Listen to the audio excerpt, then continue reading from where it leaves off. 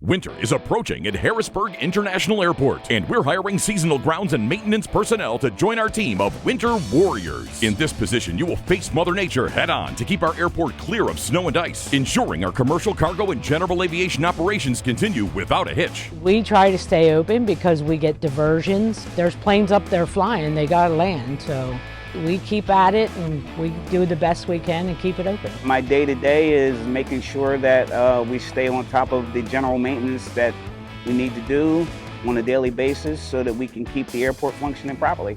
You will work with the best in the industry and operate state-of-the-art equipment designed for the unique task of airfield snow removal. We have a close-knit group of people. When we see each other every day, it's sort of like being around family, if you will, at the end of the day. I think everyone here cares about each other and we look out for each other, and it's not a place where you wake up in the morning and say, oh, I gotta go to work.